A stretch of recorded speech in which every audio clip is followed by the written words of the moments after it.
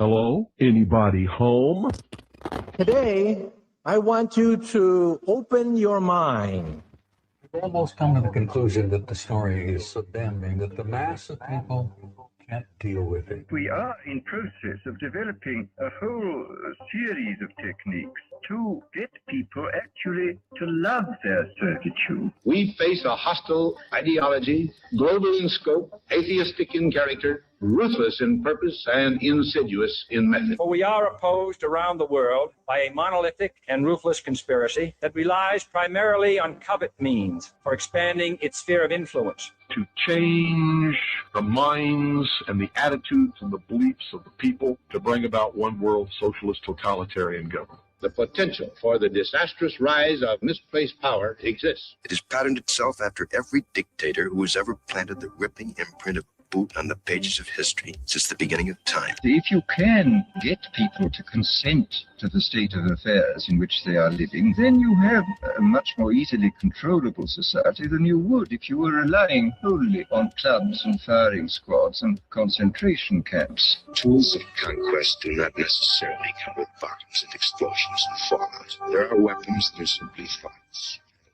Prejudices. As you connect the dots between different people, organizations, religions, history, suddenly the picture starts to form. The kingdom of God is within man, not one man nor a group of men. Someone born in the United States is not more special than someone born in Mexico. They're just vehicles for the consciousness to experience. They do not want your children to be educated. They do not want you to think too much. It was learned that the aliens had been and were then manipulating masses of people through secret societies, witchcraft, magic, the occult, and religion. They reach into our children. Music, television, books. Prey on children's innocence. How can I disprove lies that are stamped with an efficiency? So if you have the opportunity to stand next to one of these machines, it feels like an altar to an alien god. Genetic power is the most awesome force the planet's ever seen, but you wield it like a kid that's found his dad's gun. The Army Air Forces has announced that a flying disc is now in the possession of the Army. Too many others know what's happening out there. And no government agency has jurisdiction over the truth. Any state, any entity, any ideology that fails to recognize the worth, the dignity, the rights of man, that state is obsolete. A case to be filed under M for Mankind in the Twilight Zone. About time some of you got acquainted with the real hard truth. If you don't connect the dots, just a mass of what's all this about.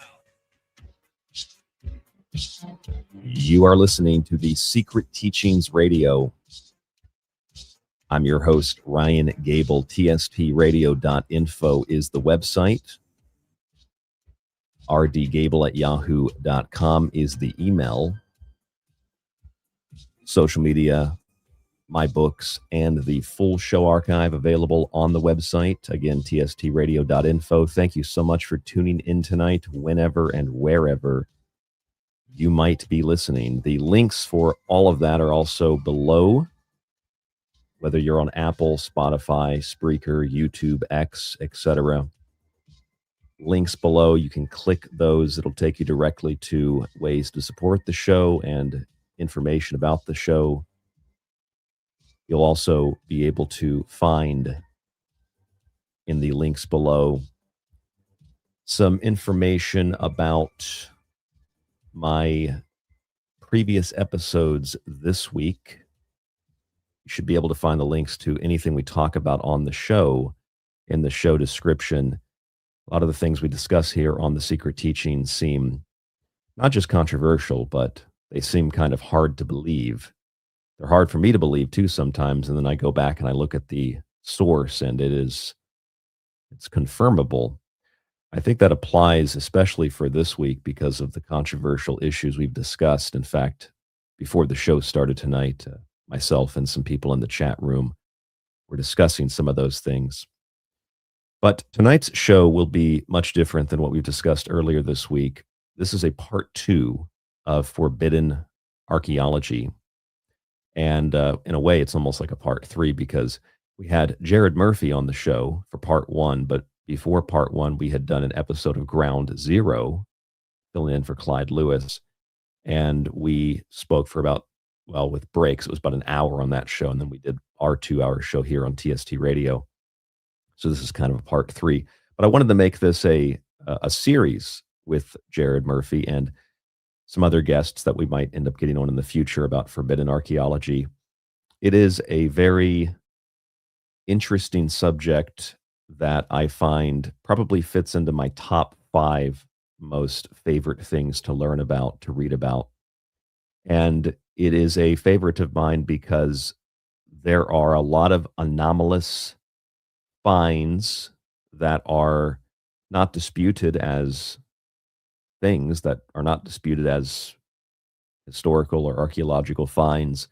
They just don't necessarily fit into the narrative that we have from the universities and from the archaeological establishment or the religious establishments.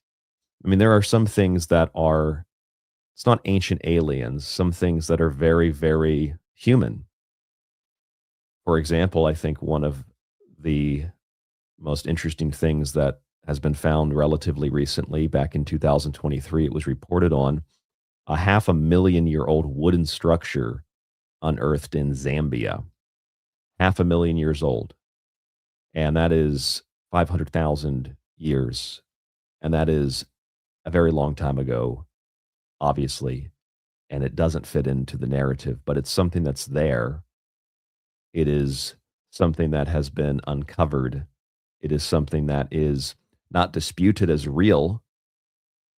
It just kind of gets left out of the conversation about human history. And there are lots of things like that.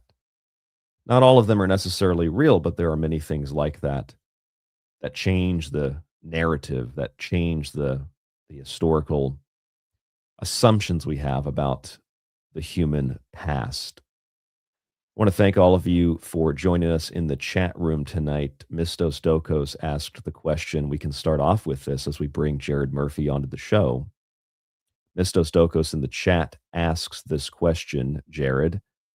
He says, Is it not possible that humans have been around much longer in one form or another than what we are led to believe? I think that question is self-explanatory and answers itself, but Jared, welcome back to the Secret Teachings. Your response to that? Yeah, it's really good to see you, and this is great. Hello to everybody too, and this is one of my favorite subjects too, and it's because I spent so many years, even as a kid, just you see these dioramas or these displays where you got these Neanderthal type people with loincloths banging rocks, and they're behind the Stonehenge, and you're like, okay, how did these megalithic structures happen with guys with stones or whatever? And so then it's like, okay, well, history's not quite right. And so, but then again, it's like, okay, we get hung up with Sumerians and Anunnaki and like the recent history and the recent 5,000-year-old history. And we think, well, there was nothing before.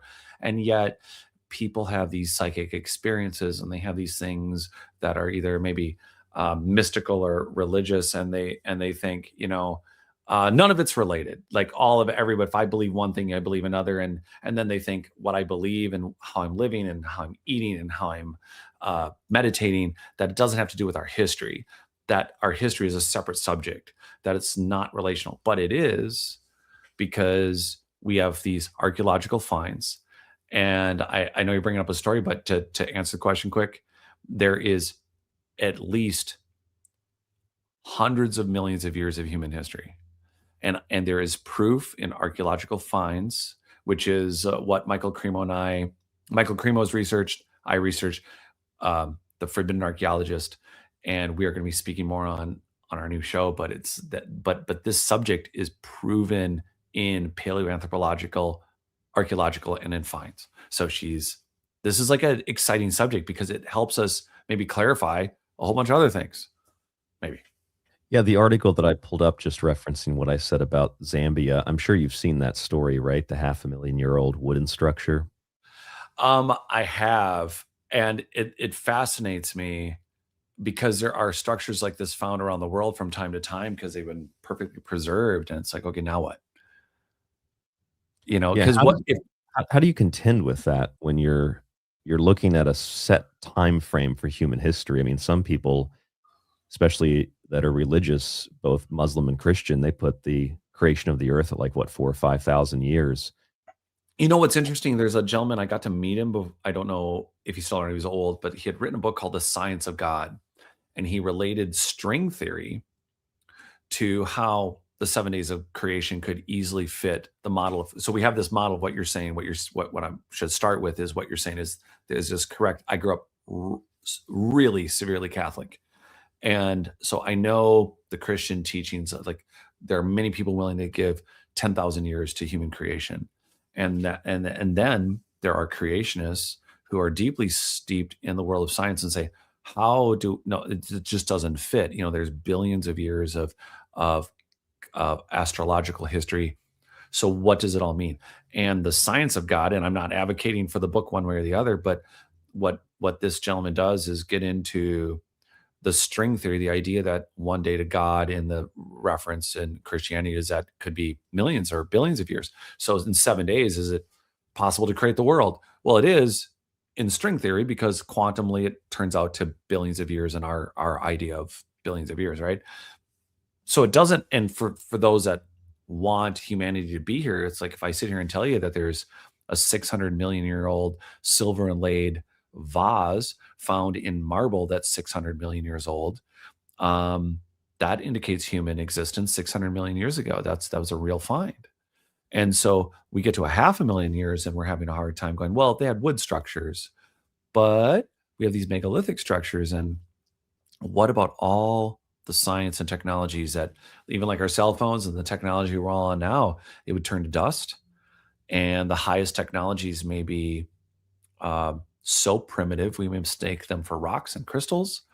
And some of the highest technology may have just literally got eaten by time into dust and turned into dirt and turned into a plant. And it doesn't look remotely anything like it did a billion years ago. What are the most common? I'm not a geologist. I don't know how much background you have in that, but what are the most common types of rock structures that are left over in these megalithic sites? What's the most common form of rock? A lot of diorite, a lot of granites. And here's the thing. What I actually was interested in geology in college, and I'm still interested in it. So I don't have a degree, don't have a background, not like Scott Walter being a geologist, but I do have a passion for it. And what I can tell you is this is a couple interesting things. One is nobody knows in the world of geology, there is not, follow this, there's not a known understanding how the movement of the liquid earth created granite. They don't know. And because of its crystalline content and everything else, it doesn't make sense. And then there's andesites. Some of these megalithic structures are made out of like the Stonehenge. Some of the pieces, there was a core sample taken in the 50s, is made out of silicrete. Silicrete is harder than diamonds. It's one of the most indestructible stones on earth. And someone carved it and shaped it, not into a rough thing. We say Stonehenge, we think, and I'm using this because it's a popular site, but it's megalithic blocks, not because they're just big. They were precision made. And to cut silicrete would take tremendous sawing abilities that are really almost outside of what we do today. So granite, some of the stones and the crystals, like crystal technology now, they're in our computers. We cannot operate our phones. Nothing we have in technology works outside of crystals. We need crystals for the harmonics, for the pulse.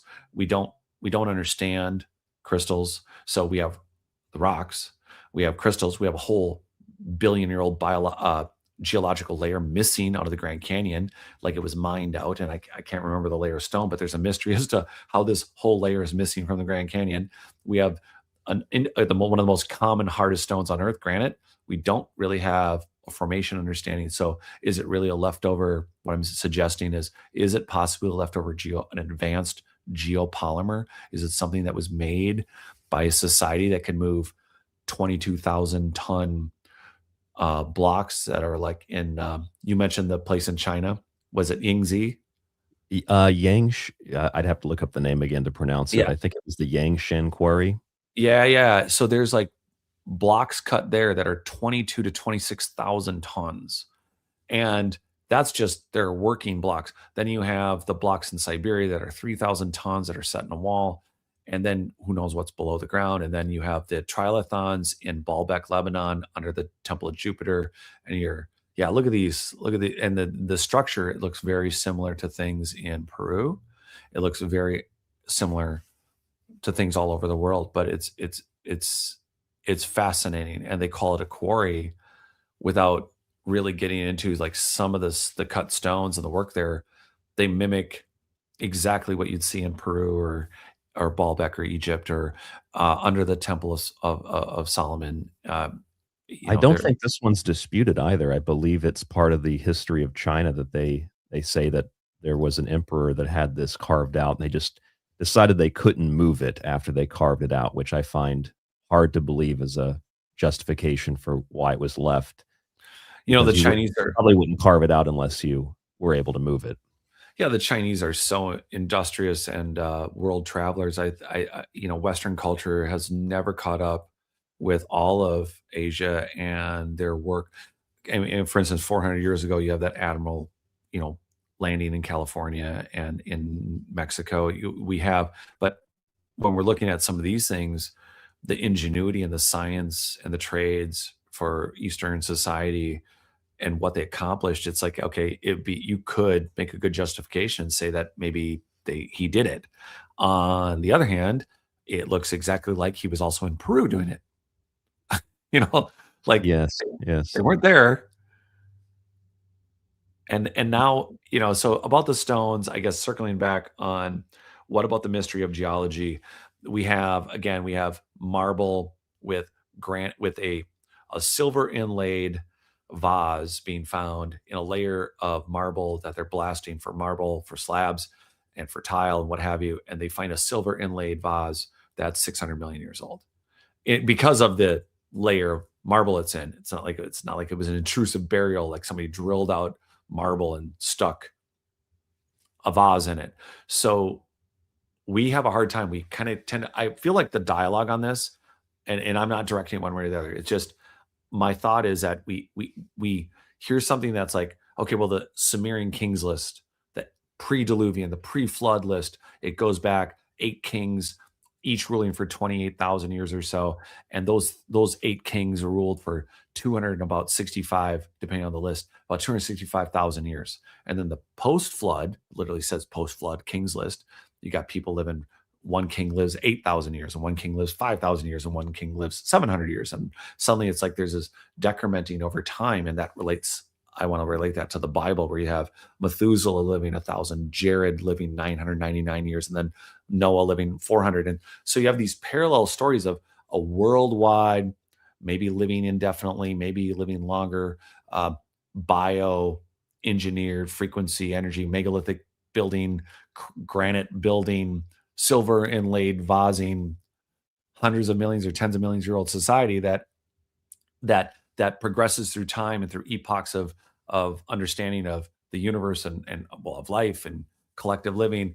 You have this decrementing. So it seems like whatever trouble came to this planet, and I don't want to relate it to trouble, but this time where we have humanity, suddenly it's like, oh wait, this worldwide energetic grid system on the ley lines, it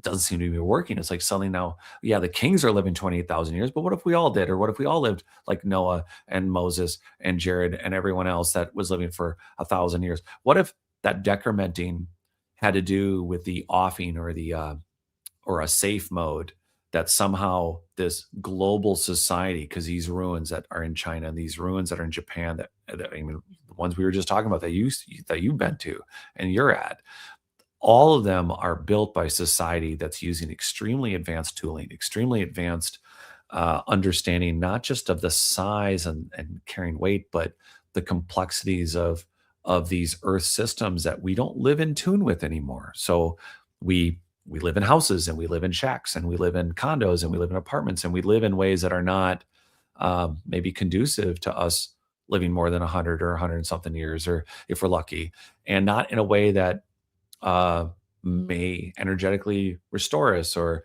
be the best for the planet. It seems to be that these remnants of this advanced megalithic building society was in tune with, or was living more totally maybe a a more complex, in-depth, higher conscious. And I sound like a downer, don't I?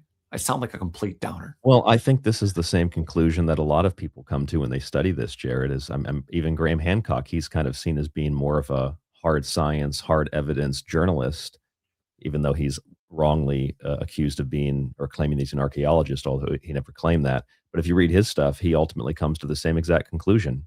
The technology that was used to build this stuff had to have been something that is sci-fi. Yeah, it is to us now, or mystical or magical, nanotechnology, graphenes, and I got. Here's a short subject for everyone. Oh, by the way, you're welcome. I'm looking at the chats. Hello, everybody. Some of what I find fascinating is we don't. We tend to look at all of it when, like, Graham. By the way, I want to acknowledge Graham. When I was young, it was magical when he looked for that city for Krishna off the coast of India, where it's like this city could not have been above water unless it was 36,000 years ago. That was in the 90s. Dwarka, right? Yeah, and I was like, wait a minute. And that was one of those shows. That was one of those times where here's this guy going, listen, they're pulling up vases. There's clearly a city here. The only way this city could have been above water is approximately by the way, the date would be the end of the last ice age. At this time, it was the ice age geologically around there that they estimated around 36,000 years, which, by the way, when I was writing my book, was when Göbekli Tepe was showing up, which, by the way, early on, I could get on the internet. For everyone out there, don't rely on the Wayback Machine, screenshot everything, because I could get on and look at an endless amount of newsreels that would show that Göbekli Tepe, organic carbon dating, show that they found things that are 24 to 36,000 years. Nothing about it exists on the. I can speak it, but I would love for any one of the listeners and viewers to find it, but it doesn't exist anymore. And then even the speak the language is, well, Göbekli Tepe is 10,000 years older than Stonehenge. And then it became, well, it's 12,000 years old.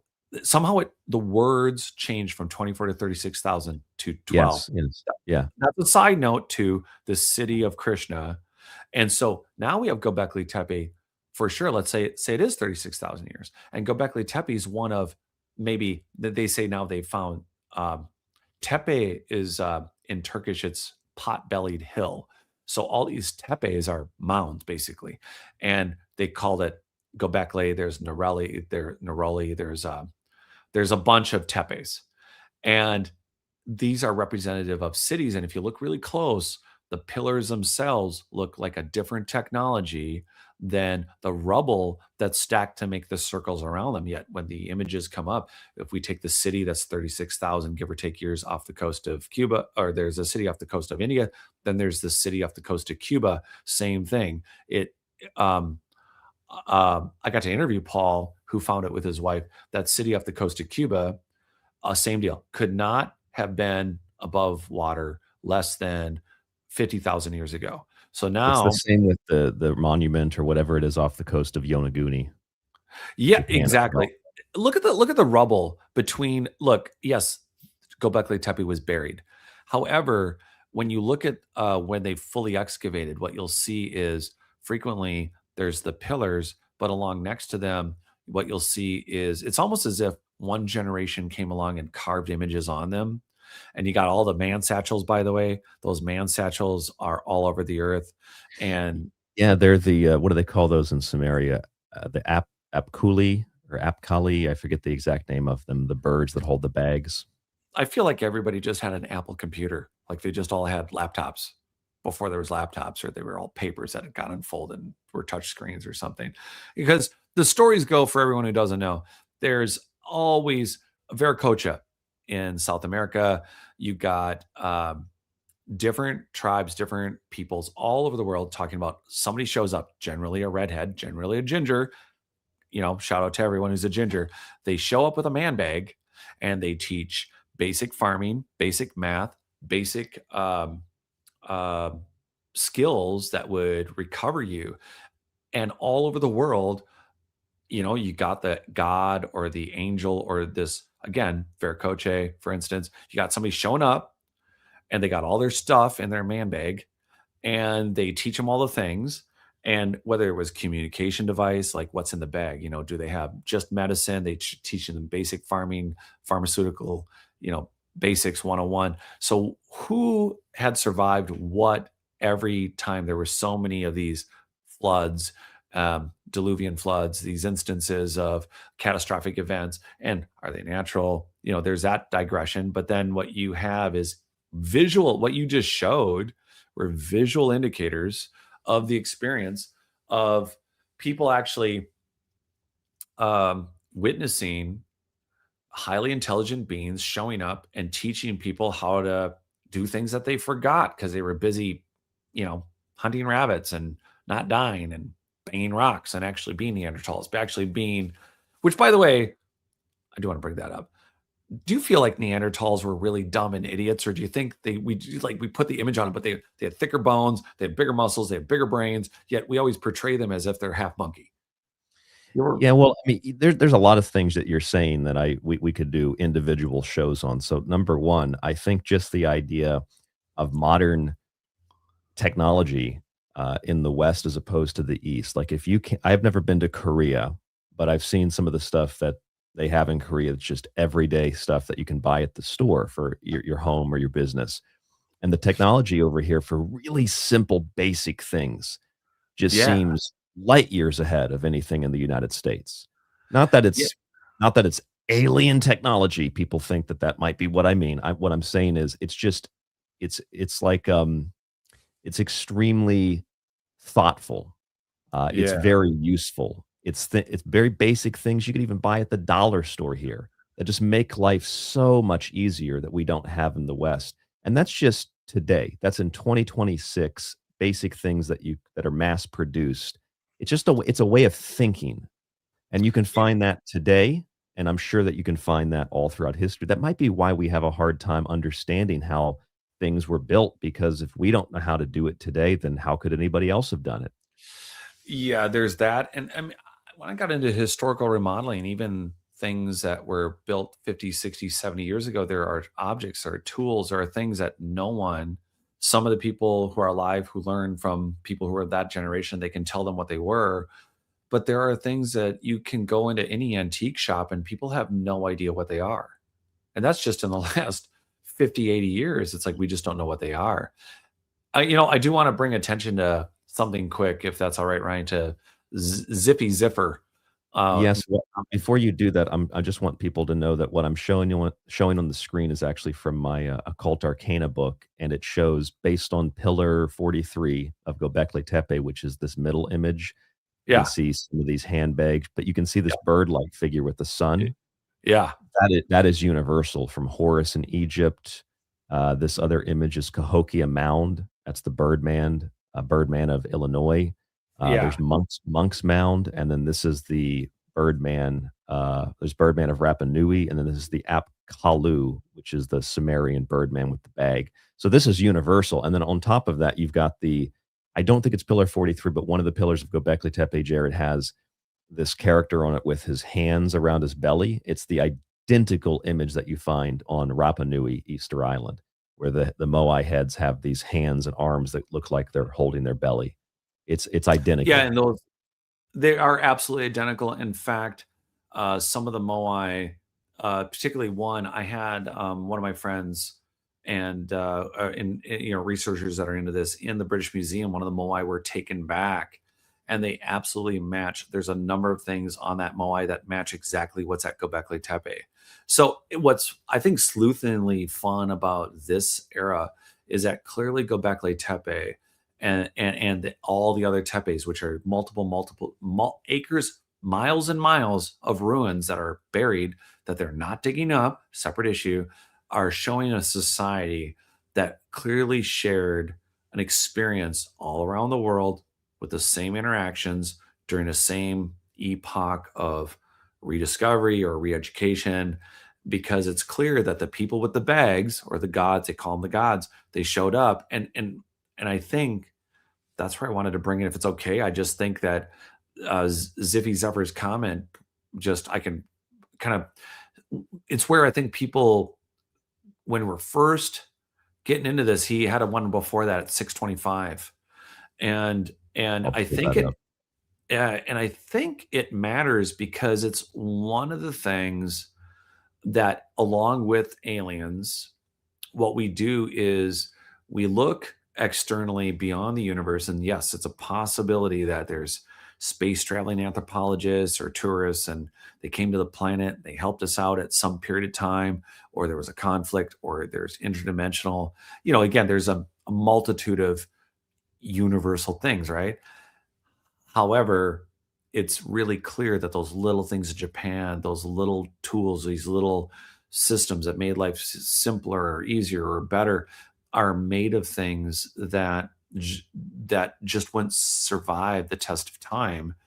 And what we have are a global indicator of advanced technology to build, and in some low point in history, we have these hands. We have these. By the way, the Moai are on top of polygonal walls.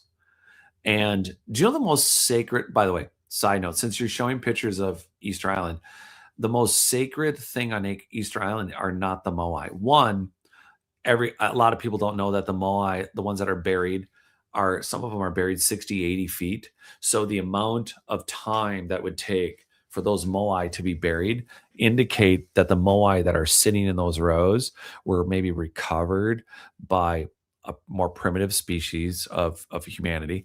As in, not that they weren't thinking like us, but they were just survivors, long descended survivors of a prior civilization. But some of those Moai, based on them being buried, and you can find images of it, it's clear that the people building them originally may not have been at all within the era of the Rapa Nui, which is a language still not understood. But the most sacred thing to the Rapa Nui on Easter Island are not the Moai.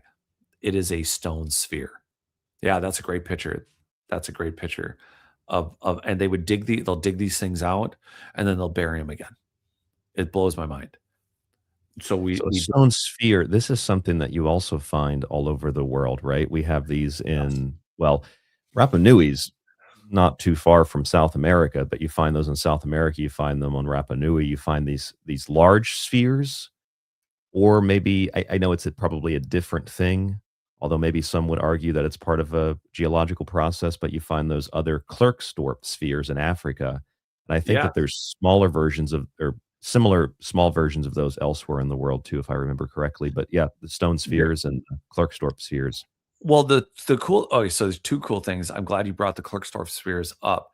I got to go there and spend a month. But yeah, this is Costa Rica, and these stone they call them concretions. And the thing is, they're so round. They started finding them in the 40s. Ironically, a woman named Maria Stone. I wrote about this in my book, which the new one will come out. Don't buy the old one; it's too expensive. Although it's pretty cool. Everybody out there, it's like way too expensive. Anyway. The Costa Rican stone spheres were being found while they were building banana plantations, and it's crazy how big they were. Bosnia has them as big as 64 tons, the stone spheres, but they're hollow.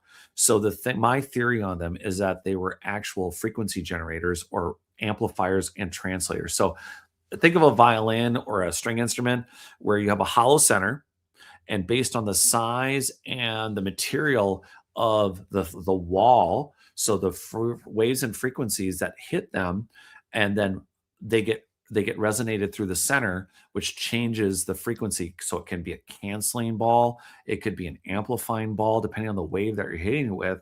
It would have various technologies. Well, they found the stone spheres in the ground, and then as I'm writing, a group of European researchers was saying, hey, look, if we took stone spheres, various size, buried them under a city, we could actually cancel earthquakes with stone spheres. And so that's one thing. The concretions, they call them concretions. These, so what you're looking at is those are most likely natural concretions. So here's what it is. The earth makes snowballs out of mud, or volcanoes launch. The theory was that volcanoes launch for a period of time. They did this. They launched enough chemistry into the air, and geology would turn them into a sphere. The thing is, that does not remotely explain the Costa Rican, the New Zealand, the San Francisco, the Arctic Circle, the Chinese, the New Zealand, the stone spheres that are found all over the earth. Because these here are very small. These are handheld. The other ones are large, very yeah, so large. I was in South Africa with Michael, and I've seen natural concretions. They're definitely geologically made by the earth. But the Klerksdorf spheres, this is like, here in my mind, and I did an episode about this on ArcheoX a while ago on my channel, but the idea was, think of Top Golf. So the thing about the Klerksdorf spheres, they're possibly 2.5 billion years old. Why? Klerksdorf is a village, it's a town in South Africa, and they're mining rock. They're finding the Klerksdorf spheres within the rock. So 2.8 billion year old, yeah, on the Ancient Alien article up there that you just passed. And what it is you have a fibrous material. They're built. So you see the 3 rings on that picture, Ryan? Yes, yes. Okay, so those are machined in. There's no going around it. That's a machined in line because there's ball after ball. Are they crushed? Yeah, they're 2.8 billion years old because they got left in the mud or wherever they were in some catastrophic event, and then they got that rock formed around them in Klerksdorf, and the Klerksdorf spheres seem to be like, maybe it was like some mega top golf site where they were playing a game. Like, to me, it looks like a ball from a game because they're like croquet size, or they're smaller, but they're like it looks like a croquet ball, but it's been anyway. They're digging up the stone and they're crushing the stone. They're getting the Klerksdorf spheres. It has multiple layers. It has material. Like maybe it bounced at one point. Like maybe it was something to be or with something, or maybe they were death spheres. One of my theories was that, you went to a range and you shot the ball out and hit the rabbit. I don't know. And the thing is, the Klerksdorf spheres are clearly man-made and worked. They're not natural concretions. The stone spheres that are anywhere from 64 tons in Bosnia to the the huge multi-ton stone spheres that are in Costa Rica. There's some great pictures. All of this indicates that humanity reached higher levels of civilization. The spheres are clearly, I think they're a game. I think they just look fun to me energetically. Maybe it's a stored genetic memory. Who knows? My hunch is that the Klerksdorf spheres represent a time for whatever generation of humanity that was here, that they were used in that area specifically for something well liked, because they're still finding them. And so you got to wonder what the Klerksdorf spheres were. And then if we're being geologically honest, well, why don't we find the geological stratas around the world at that level and see what other items are in them? And if we find a vase, a rose vase in granite 600 million years old. So, I mean, Klerksdorf spheres are 2.8 billion. So it's like, where do we find 2.8, billion year old layers of anything that have things in it, like that wheel in the cave that was found? Oh, yeah. I had brought that up. I wanted to ask you about that. And also, by the way, on the screen, what you said about games made me think of the famous Mayan ball game, because they played with balls. Yeah. So what if the Mayans were just playing a game that they just heard from their ancestors that were like, oh, maybe they're again a descendant of Klerksdorf spheres. And then it's like, what chain of humanity? Or again, when we say downloads and we say psychic or medium, what if we are, again, we know there's collective human consciousness. That's a fact. We've quantum scientists have been able to prove that primitively. I would call it primitively, that they've been able to prove collective consciousness. And we have genes. Well, what if when we reactivate certain people, whether it's through meditations or practices, or however they are, they're able to connect. Maybe they're able, like a fragmented hard drive, able to grab a memory that's been stored in XYZ person, and every person is energetically uploading what they know, or it's part of this collective ether of consciousness. And when we download an idea, so we're the Mayan, I'm a Mayan, I'm one of the first Mayans. And what if the most primitive idea, or the spark for getting that ball game going, was just someone storing a memory from literally billions of years of human history of man, Clarksdorp spheres were fun, and they weren't called that then. They're called the Wonka balls. I don't know, and it's just so fascinating because we're sitting here in recent time, and then circling back, 500,000-year-old wood structure, gotta talk about it. Then we gotta and then there's 60-million-year-old bones being found in Table Mountain in California and tooling, and 60 million years old. And then we have 600-million-year-old vase being found with silver inlay. And by the way, what's the metallurgy? Like, how complex was the vase? And now the Klerksdorf spheres, the fibrous material of them, the layering of them, there's been to the best of my knowledge, no material science research done. So now what? Now we have 2.8 billion years of history, right? Yeah, there's actually something that reminds me of Göbekli Tepe in Japan. I know I've mentioned it on the show that we did last time, but just the Jomon pottery. The reason it reminds me of Göbekli Tepe is because, from what I understand, Göbekli Tepe supposedly destroyed the narrative that humans first settled, and then they developed agriculture. And I think, is it the opposite of that now? They're thinking that maybe we had agriculture before we settled, or something to that effect. Yeah, there's this, when I was doing research about modern there is a theory that agriculture dates to 40 or 50,000 years old, and they actually kind of nailed it. The last I looked at it, okay, officially, if I'm recalling it, official academic, like, where did this come from? And it came from a little bit east of the Middle East of the Arabia, that close to India. The numbers I heard was they were estimating like 45, 60,000 years, maybe 80,000 years that humanity had somehow figured out farming. The whole premise for this, though, is complete conjecture as to why that would be. The reason I ask is because there's a lot of narratives that have obviously been overturned, like Clovis first, for example. The idea that there was a settlement and then agriculture developed. It might have been the other way around. I love these pots in Japan that I've actually seen at the museum in Tokyo, these Jomon pots. Because if Yes. you look at these things, this is supposed to be from people that they estimate the Jomon were 10,000 to 300 BC. And that puts it, well, within, the earliest Jomon would have been in the range of the kind of 2,000 years, the end of or the Younger Dryas period. But you look at these pots, these were supposed to just be simple hunter-gatherers. I don't think it's really a common thing that we would think that hunter-gatherers would be designing pottery like this. Like, They this, have time for that.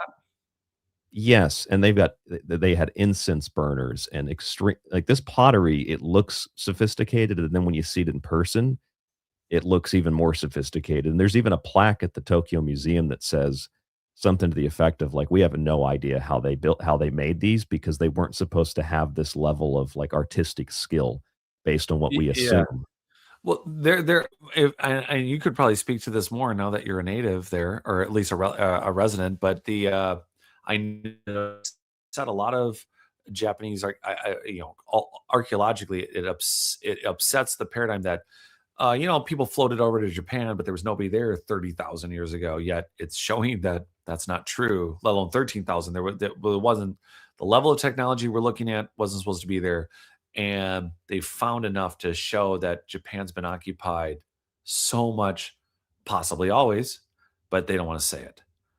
Yeah, actually, I forgot that the number, what I had originally read when I first started learning about the Jomon was like 10,000 BC, but I think they pushed it back to 14. This particular story from this mythology website pushes it back to, or it's like an encyclopedia, mythology history encyclopedia, pushes it back to 14,500 BC.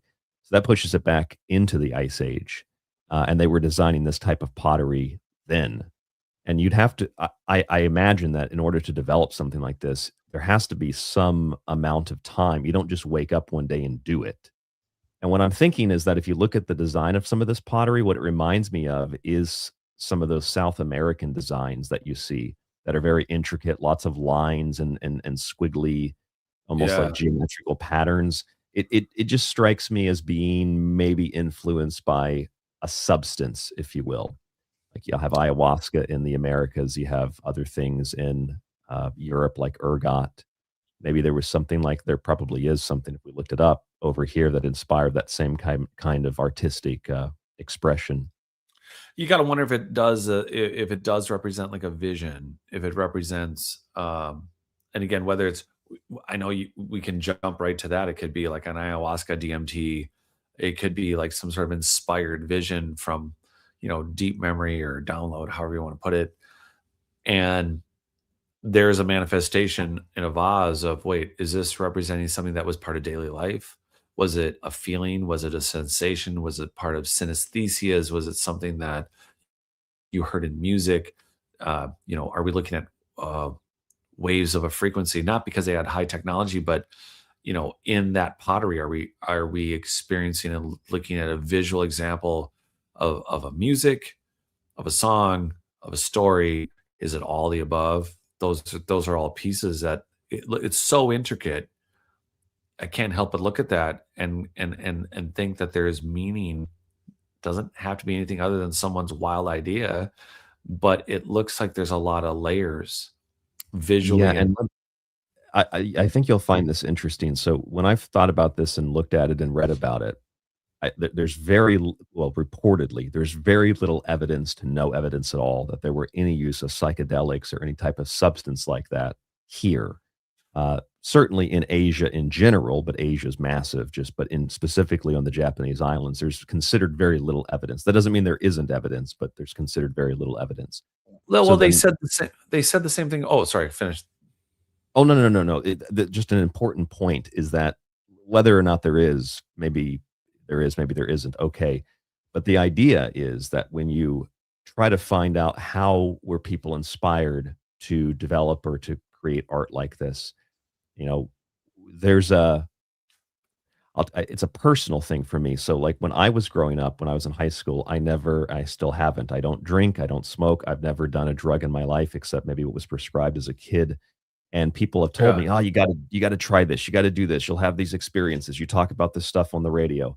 And I tell people, I never did any of that stuff. And yet I had wild experiences when I was a kid, interacting with things that I felt, they would be described by most people as like little gray aliens or something like that. I had weird experiences. It's probably from the DMT, naturally produced in the body. So I experienced those things without substances. So this is my point, Jared. Yeah. In places like Japan, the inspiration for this stuff is considered to be meditation. It's considered to be things like, chanting, achieving altered states through fasting and physical ordeals, dancing, music, not through some type of substance. And I know personally it's possible to reach those states without having to take a substance. So it's possible that, like with many things west to east, it's a different method that is used to reach the same end. Does that make sense? I agree. And again, I think I've Graham Hancock says we're a species of amnesia. I've always thought that we're in safe mode. I thought that might be a good way to describe it. That these things were like when we go to like something like DMT, we're like, okay, well, we get it when we get a massive dose when we're born. We see a massive dosing when we're dead. Our brain makes DMT, and then we're like, okay, well, let's amplify it. Well, yes, maybe you're banging on the blinky board when you do when you do a ceremony, and you try one of these substances, or you introduce them.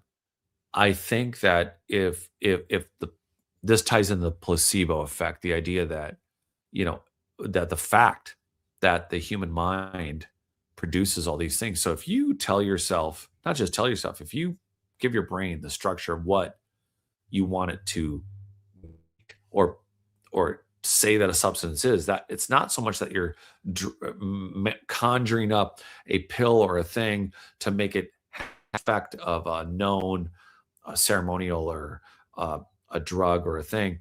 It's the idea that is externalized. Internalized, if we were more conscious and aware, what if we could connect to the part of the brain that creates the DMT, that creates the ability for us to deepen our, and the mechanisms of that, if we're doing it internally without an external drug, and we're able to then activate that at will. What does that vase look like? What does synesthesia, what does it look like to not only mix our colors and numbers and our sounds and our frequencies and our letters and our dimensions, dimensional synesthesias? What if all of this consciously, like you said, not doing it externally, not doing it with an external high dose, but the steps to become and learn and be. We confuse this a lot. By the way, I do want to mention this. We want to be Zen. We want to be centered. We want to be at peace. We think of these methodologies. I don't know, because our minds and our conscious, our soul, it's so complex and so vast that I don't know if we have this concept around in our adolescence, I think, in our safe mode, in our amnesia, that we have to reach that if we reach these states, they look like people in robes and peace, love, and we have a concept of that. But in reality, I think we might have curated and designed and created a biology and a nature and a system where we get to experience and interact with it in ways that are so exciting and so interesting. We jump started with a drug, and we jump started with a ceremony. We jump started with this external thing that we've realized is in us, but it's not activating the way it would have if it was when that vase was made, or 20,000 years ago, 100,000 years ago, a million years ago. That's kind of my deep thought on that. Thanks for letting me ramble on that one.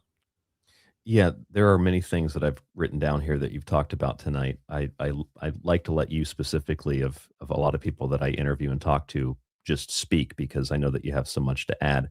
I want to go back to the beginning of the show, though. Was it granite that you had said, or was it another rock that you had said, or another material that you said that was not, geologists were not exactly sure how it was formed? Yeah, granite. They don't know.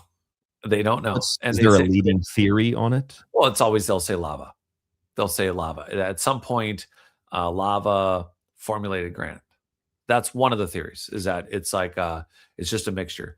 But granite, the crystal content, that is really, really, really, you're relying on the earth to create a consistent crystalline, the amount of quartz crystal, the composition of granite is very particular, and there's mountains of it, which you're like, well, it's got to be natural. At some point the earth was a space ball, and I think maybe that's the theory, is that at some point the earth was a giant space ball of gas and dust, and there was just that many components, and in the period of cooling or mixing, it made granite, or there was this much, but it's kind of, it's kind of a solid substance. I'm sure there's plenty of people who can think of mountains and rock faces, and they're like, well, that's one hell of a material. So, what geological forces and cocktail came together to mix that to be at such a consistent mixture. There are plenty of rocks that are just a few components. They have a lot of things in them, but they're just rocks, and we have them, and that's it. And then, but there isn't a geological, for instance, we don't know where those stone spheres came from. They call them concretions, but they're not solid. They have hollow centers. The ones that are man-made seem to have very specific hollow centers, sizes, thicknesses. There's been no material testing of what the surface of these stone spheres are. Not specifically the stone spheres, but just some of the structures that are considered megalithic in general. What's maybe like those rocks, those walls in Peru, the megalithic polygonal architecture. There's a big theory, of course, about how they could pour those into place if they were melted down, and that's how they seem to fit together so well. What's your view? Well, there's the legends or the stories, the folklore. The suggestions are, there's these stories of the blocks being floated, and the same thing in Egypt. And then there's this idea that they floated, and then there's the idea that they melted, and then the sound and frequency could agitate or create. However, and this is still surprisingly on YouTube, and I can't tell you where, but these Russian scientists, geologists, petrologists, they're hired by the Peruvians. No joke. You can't, it's crazy to watch. They're presenting. It's a very kind of Zoom meeting. Well, it's not a Zoom meeting. It's more like they're in a conference room. They're recording, and it's on YouTube of the Russians presenting to the Peruvian government officials and their archaeologists that these are geopolymers. They are cements.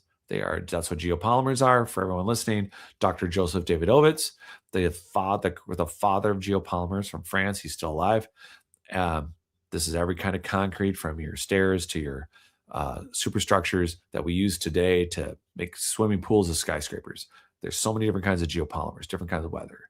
And the geopolymer, his foundation that looks into advanced ancient technology, Joseph Davidovits does this also. So the Russians independently, Dr. Joseph Davidovits, they all went to Peru and they all tested. And for sure, it's a geopolymer and it makes zero news. Yet you can go on YouTube, watch the Russians present to the Peruvians, hey, this is a geopolymer. And then you can watch one of the Peruvians stand up like this is going to make it like a bishop in the church. No. Walks over to the screen, waves his hand like it's a blessing, and he goes, "This is untrue. This is all solid stone." And it's like they're just presenting their actual tested findings to the people that asked, like, "Hey, this is a geopolymer. These are geopolymers." That sounds exactly like what happened with Scott Walter in the Kensington Runestone. They just asked this forensic geologist, "What's the age of it?" All right, here's the age of it. No, that's not true. Yes, and Scott and I, he doesn't work far from me in Minneapolis. The institute that hit the I've been in his lab. I've seen the equipment exactly how he tested the Runestone. There's a woman who's written on the Runestone, and this is a shout out for Scott, because one of the things Scott did was something no one else had ever done. There are people who have written more on the Kensington Runestone. No one's researched it more than Scott Walter. No one's actually put the thing literally under actual proverbial petrologist scale. Petrologists, by the way, for people not listening or unfamiliar, they are the quantum physicists of geology. Petrologists, if you want to know the components of every crystal, of every content, of everything, whether it's an epoxy or whatever, what its strength is and what it's made out of and what's its all the sheer, everything that has to do with the physics of anything that has to do with stone, crystals, rocks, petrologists. So the work and the testing and the equipment and the work done on the Kensington Runestone, I'm not saying it went under all the things I'm discussing, but when Scott looked at this and really looked into the Kensington Runestone, he really proved out. And by the way, big Minnesota thing. It's a Viking rock. For those that don't know, it has Viking carving on it. It's near Alexandria, Minnesota. It's something we all visit. It's also something we all know about. We all know about the Vikings coming to Minnesota, and which is still a lot newer than the Phoenicians coming to the Great Lakes to dig up copper. But needless to say, right now, the Kensington Runestone was proved out scientifically under the microscope with Scott. It is for sure, 400 plus years old at a minimum. And he was asked, I mean, I've had him on the show many times. He was asked to give a date for it. So it's not like someone was given, that job and then Scott stepped in and said, "Oh, they're wrong. It's actually older." He was asked to look at it. He gave the date and they said, no. I saw the pitch. I got to see him. He has the original pictures of him with the real Kensington Runestone on site in the lab. I got to go to the lab. I got to visit the whole thing. And it's like, that is, again, it's not about the age of the stone itself. It's, did the Vikings carve it? And so the date for the carving was what he gave. That was important. Yes. A lot of the people, which, what did you think of that? I mean, what did you think? You've talked to Scott. What did you think? I think that his work is solid from everything that I've read and from talking to him. It's also strange too to me that, there are things like I like the Piltdown Man story because the Yeah. Piltdown Man story was it was taught for what, 40 years in school. It's the missing link that was found in the backyard, and then it turned out to be forgery, a fake. And there are so many things like that that are taught, and we get things wrong, we make corrections. That's what we should do. But that wasn't, we got it wrong, we made a correction. That was a known fraud. That was teaching people something that was knowingly not true for like Yeah. 40 or so years. And there's so many examples of that. I mean, even just like theories that won't go away, like Clovis first. Yeah, I was just gonna say you brought that up. Yeah. There's still people that push that today, and it's like that. Even the mainstream has really walked away from that in the last few decades. It's embarrassing. It's so wrong. It's so the hundreds of thousands of year olds of Huitlaco, Mexico, Loco. I think that's how that's pronounced. But then the Galt archaeological site in Texas, I've been there. I've been with the scientists that have done the research. I mean, 18 to 26,000 year old floor of a construction at the Galt archaeological site at 20 feet, 19 feet deep. And it's not the only structure. And then you have 40,000 year old, there's so many things, just if you call that recent history in the United States, in the continental the North, South, and Central American continent has proof after proof in every single actual academic site showing historical evidence of finds of tens of thousands, hundreds of thousands, millions years old. I'm in Oklahoma. There's at least 3 sites within 4 hours of me where they found 1.3, 1.4, 1.7 million year old human toolings in Oklahoma, and evidence, and which Michael Cremo's come here to speak on. And there's a geologist who bravely stood up and said, hey, and wrote academically, and I apologize for not recalling his name, but the one that invited Michael here to speak also was pointing out that, again, 1.3, 1.2, 1.7 million year old human toolings, and this is indications. Clovis first is a joke, and it's embarrassing to stand in front of a 747 and say this isn't advanced, or this is like not a 747. It's like, it's that blatant. You're on a tarmac, there's a 747, you're saying it's not that. The academic, the hubris involved. Stopping the hubris. Yeah. So I was speaking with someone maybe 2 months ago. They just quickly shot it down when I brought it up, but there's a lot of discussion about the peopling of America the last 10 years. I mean, it's been longer than that, but just about the idea of, and you can maybe hopefully speak to this, the idea of the Australasian genes in the peoples of South America, and the idea that maybe the Americas were peopled from the south upward as opposed to the north downward. Totally possible. I mean, you got, here's another thing that's, yes, possible. Totally possible. That's a short answer. It's possible. If I was going to add on. Oh, go ahead. I mean, I think about going, I went to Guam. You go to Guam, and, from a modern perspective, it's just an island. But when you look at the latte stones on Guam, and the comparison that those have to some of the structures, at least what I've read in some old books about how the people in the Amazon used to build their homes, you think about the ocean level being much lower, and Rapa Nui, I forget how far it is, but it's off the coast of Chile. All of that was probably much easier to connect to from what we consider to be Asia all the way to the Americas, and that we don't necessarily need like a land bridge or an ice corridor in the north. Plus, when they find the genetics of the Australasian genetics in the Amazon, I mean, you can't, although some people dispute that genetics are a real thing, but you can't dispute the fact that there's a connection to that. Yeah, no, the genes are there. Would you, as an example, would you bring up a picture of Doggerland, Dogger, just Doggerland? And this relates to the South American, the pilgrimage of, like, perhaps we started in the south and moved north. We know that Antarctica, the Piri-Reis map, we know that Antarctica was not under ice, that there's an accurate map of the maps of the Sea Kings, Charles Hapgood, that we got all this travel, and we didn't have public, Air Force had public images of what was under the 2 kilometers of ice of Antarctica in the 50s, 60s, and yet we have the Piri-Reis map, which is 500 plus years old, saying and it says on the map, and by the way, it's a piece of the map. So this is a copy of a bunch of other stuff. And you have the unfettered coast of Antarctica we also know it's tropical. So how far south did these people come from? Did they come all the way from Australia? Did they come from actually Antarctica when it was tropical? And there's maps of the coastlines and you could traverse it. And that map would put that coastline at least 8,000 years old, but then it was probably already cold. So how old's the map? But Doggerland, this is a great picture. This one. So what are we looking at here? This green is what used to be above the water? At 16,000 years BC.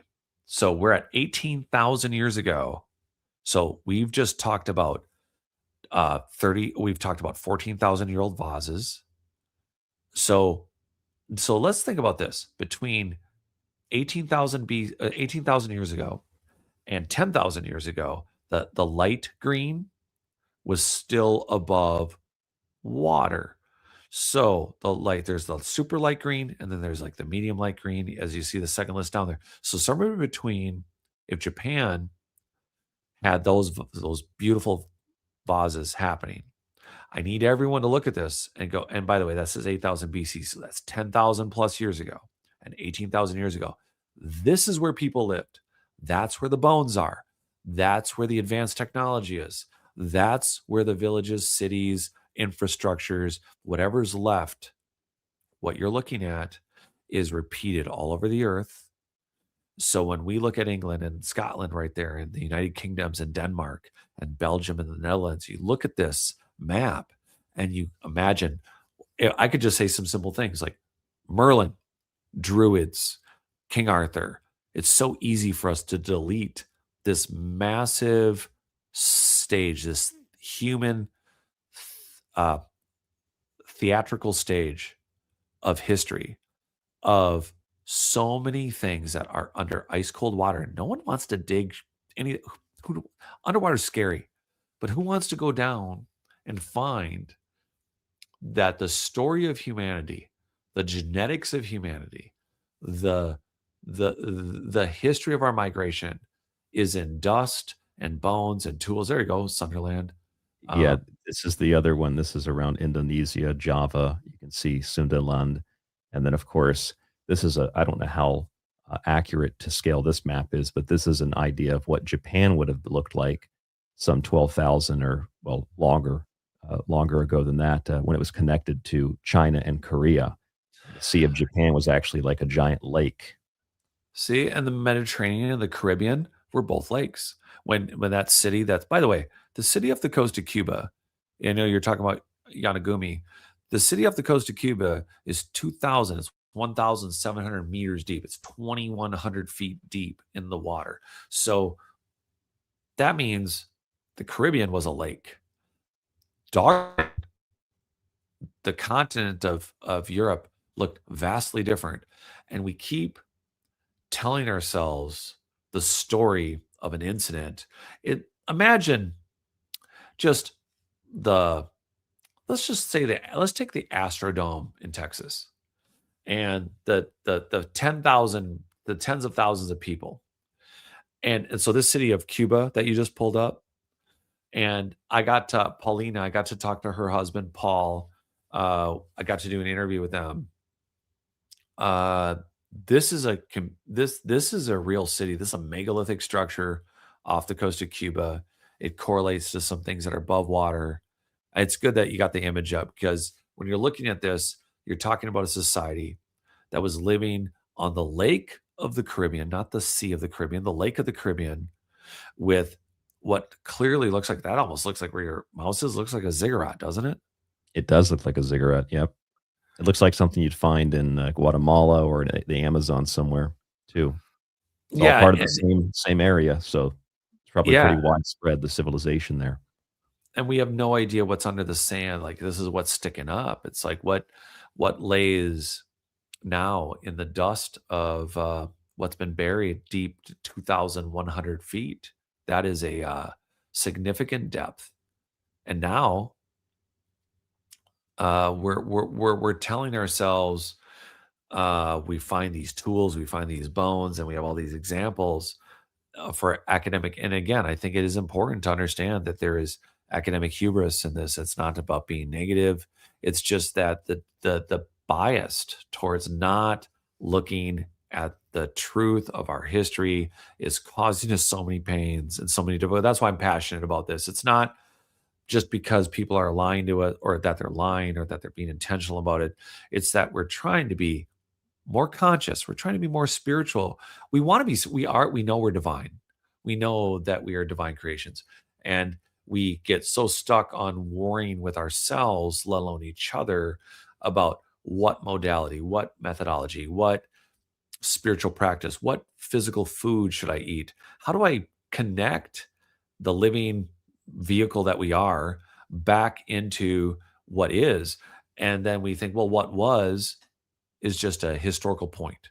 And you can have some great stories about it, and we can have some, Hollywood things that go back in time to like talk about the Mayans and talk about Egyptians. However, what we have in our history laying at and within our eyesight, within our grasp, is possibly frequencies and energies that were implemented in not only the constructions themselves, but the compositions of granites and andesites and all these different stones.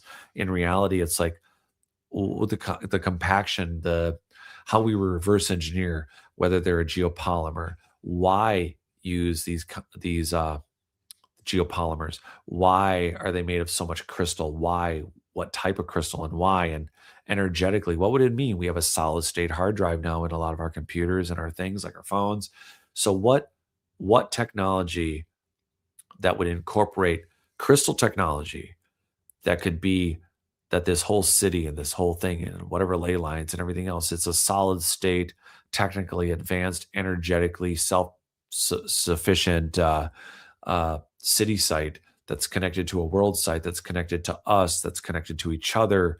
And again, I think it's really important. We can maybe in just a sliver of pieces of these technologies and remembering. Somebody may look at this and have no interest in this or what I'm specifically speaking about, but they could be familiar with their own downloads.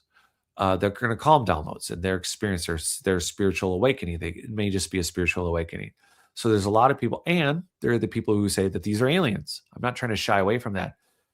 What it is the technology is so ancient and so foreign.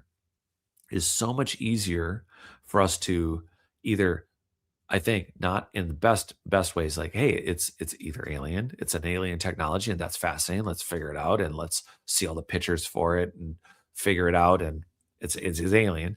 And then there's the spiritual side where it's like, hey, well, I have a spiritual practice, and history doesn't exactly fit into that, or it's not entirely aligned. Well, the whole time you're using frequency and energy for like singing bowls and tuning forks, and by the way, I have tuning forks, and I'm all about frequencies and brain entrainment. There's all these right now. We can get a brain entrainment app, and it helps with your sleep, and it helps with your concentration. There's a million different ways where it's like binaural beats of things that energetically help us. At the same time, that city underwater may have preserved recipes within its structure itself of the foundation it's laid on, of the composite of the geopolymers, and or whatever objects that could be left out there made of gold, like the little nano screws that are found in the Ural Mountains that are 220 to 260,000 years old. If you go gold nano parts found in Ural Mountains, you should bring that up. Well, also considering the fact that there's engineered soil all over the world, you probably would find that under the water too. There, two things real quick, Jared.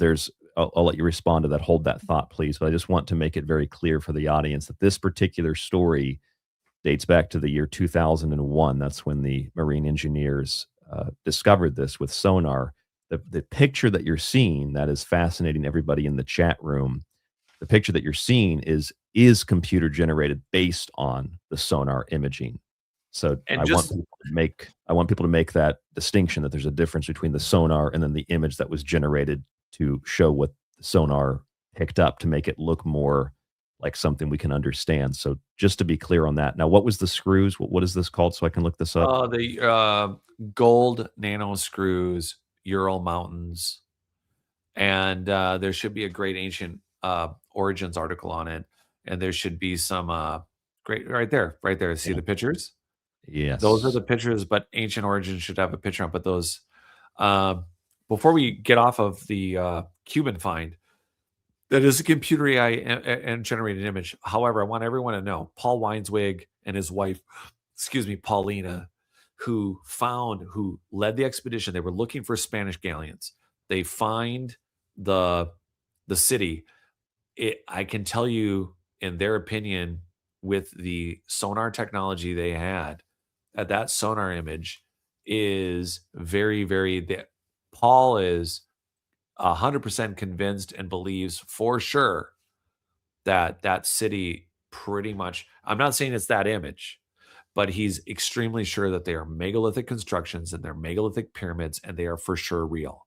And that's straight from Paul and Paulina, who were the ones who led the expedition and did the research and located and did the sonar work. So that's straight. Paul and I, we did that interview just a few months ago, and he's in his 80s, and that was confirmed. Those nano, if we want to, that's all I want to say on that. But the Ural nano, those gold nano parts, have you seen these before, Ryan? You know what? I think maybe in passing I had seen them on another show, but not. I can't really say that I've seen them. I'm really getting a good look at them now. So gold never. If you scroll up a bit. Oh wait, no, scroll down. I think I saw the words there. Yeah, right there. That section of paragraph. Okay. So the pieces are found at a depth between 10 and 40 feet in a geological strata that's 20,000 to 318,000 years old. Now, you could back up to the photos, and I want to explain to everyone. I went down this rabbit hole when I was writing these gold nano. So they're looking. These are just miners. These are big companies looking for gold, places to dig for gold. They're not looking to find precision nano. Now, there were some theories that were like, well, a ship, a plane, a spaceship crashed, or or a modern piece of technology crashed, and it just ended up at that geological strata. No, at the layer these were found, they were intact. They were not buried. They're not some secret government thing. They're not an alien thing. Well, in the sense that there was no alien craft or anything found, but these extremely precision gold-shaped parts were found that put them exactly where they said. And the numbers that got settled on, it said 20 to 3. By the way, that's a new number. The numbers I saw really puts them at that 300 plus thousand, 265,000. That's what the Epoch Times article that reported on it says, through about 300,000 years ago.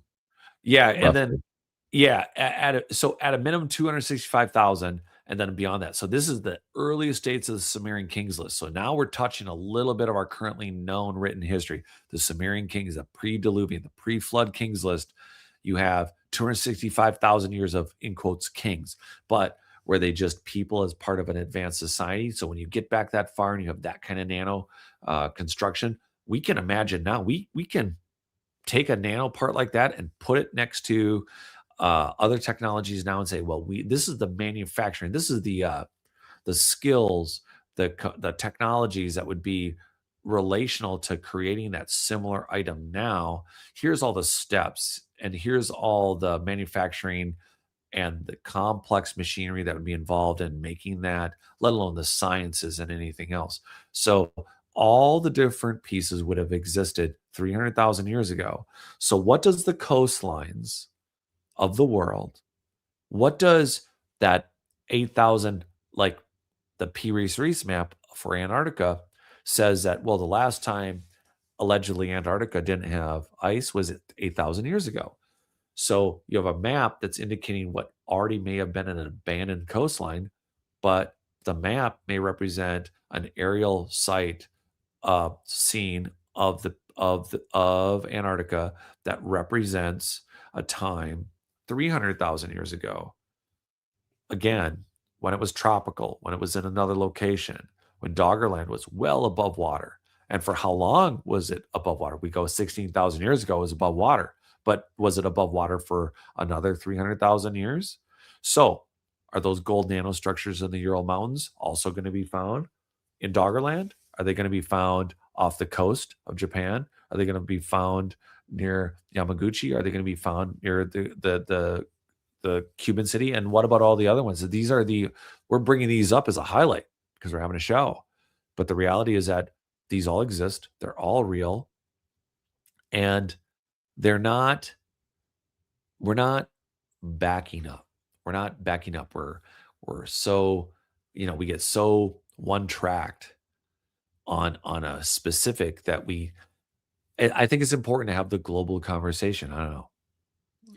Well, I was just showing some of those maps that you referenced, the Piri-Reis map. There's also the Orentius Phineas map. There's the Mercator map. Yeah, there's map. a longitude, latitude. Yeah, there's so many things about the sciences on those maps too. The longitude, latitude that should not exist. That was like, it was 70 or 80 years after there's so many layers as to the aerial footage that would have been required, or satellite imaging that would have been required to make the map. There's a longitude, latitude. That took so many years to develop longitude and latitude. We couldn't just do that. That was like a technology. So there's all these layers to the map beyond that make it worth talking about. And the Charles Hapgood, or the maps of the Sea Kings, that book has an explanation of the Piri-Reis map. But again, it only represents, all these maps represent maybe 8 or 10,000 years of history. And would the map of the world at 300,000 years old, at Göbekli Tepe's age at 30,000 years old off the coast of India, or off the coast of Cuba, 50, 60,000 years old, we are looking, it's like Easter egg hunting. We're looking at the absolute, I don't know, it's like somebody hid Easter eggs at a house and you're down the street. You're at a completely different house. It's like, you're not going to, and then we're formulating our search efforts, or our belief systems and our belief efforts, completely out of line with the geological stratus of the Earth from 2.68 billion year old Clarksdorp spheres, all the way fast forward through these Ural Mountain nano technologies found at 300,000 years old. There's some other weird things over there too in China. And now we shrug our shoulders, or we say maybe it's, interesting. We go about our business, and I think we're spending a lot. Don't you think we're all spending a lot of time and money? We're trying to live better lives, I think, aren't we? Trying to, but better can be very relative to the individual and to the society. As a matter of fact, I was reading I don't know why, I just randomly found this, but there was a survey of, it was like dating or something over here in Japan, like a dating survey. And dating has changed probably everywhere in the world, but one of the things that was in the survey was just how people would choose to live a much simpler life over here with a spouse or with a partner, as opposed to what they would in America. And that is interesting because there's actually a pretty well documented historical record in the U.S. that the reason that Japanese immigrants were not welcomed into the U.S. was, one, specifically because of the racial issue. But the main issue underneath of that was because they lived, well, first of all, they made more money and they were more successful than Americans when they did integrate. And that was a threat to American jobs. But the other thing was that they lived very simple lives. That's actually that's like mainline history. The reason the Japanese were rejected was because they made more money, they were better at doing the jobs, and they lived simply. So they didn't just buy things with all the money and live that extravagant American lifestyle. That was considered a threat to the American culture. So you have that today with cultures in terms of living a better life, or living what we consider better over in the US might be different than what the Chinese or the Japanese think is a better life. So those things can be very relative. As a matter of fact, I think it's important to note that when we're looking at different cultures just today, I mean, just in the architecture of how things are built, look at the way that things are built in, say, Singapore or Hong Kong or Tokyo or Shanghai, as Yeah. opposed to how things are built in New York or built in Chicago. It's not necessarily that one's better than the other. It's just that when we're looking at a history that's thousands or tens of thousands or hundreds of thousands of years old and finding fragments of evidence of what was there, I think people naturally jump to the conclusion that, oh, it must have been alien or it must have been some like interdimensional thing. When I mean, like with your book, I think it's probably just us. We just don't really have any context for what that means. Yeah, and I'm never really know this. Here's the thing. So we have not just 100, well, those nano things. It's like clearly in our 100 years, and we've gone from, no technology to, wiring things, just Morse coding it to satellite and leaving the planet. Well, then if we had nanotechnology gold parts and we're looking at 300,000-year-old gold parts, then you got to wonder. And the rock cut ruins the level of technology to build. That's the thing, is that when you start looking at the math and the science and the level of technology, for instance, right down to the Great Pyramid being 1/60th of a second off of perfect north by south by south, 1/60th of a second, and its height and all the dimensions and everything that are so, and there's also polygonal construction on it, but the math and the science, the best we could do, I believe the most accurate observatory made currently, they went to make it it's in France, I believe, and it's they wanted to make it perfectly north by south, and it's still off by over a minute. And the Great Pyramid, one of the biggest structures on Earth, and it's 1/60th of a second. That is not lucky. That is not just divine. That is, and everything is, but this is science that is so advanced that the idea that we didn't leave the planet, stop at the moon, stop at Mars, and do it hundreds of thousands of years ago is unlikely. So is it possible that humanity not only lived through multiple epochs and and disasters and civilization fighting and warring, or some sort of galactic collapse? Is it possible that we colonized other planets? Is it possible that we fought intersolar system? Is it possible that the aliens that we see now, some of it, not just military, yes, there's military technology that's out there. It's incredible where our military technology probably is our hidden secret. Technology is really crazy good. And I think people are starting to understand that. At the same time, what if the aliens, and people will speak to reptilians and they'll speak to grays and they'll speak to this, that, and the other.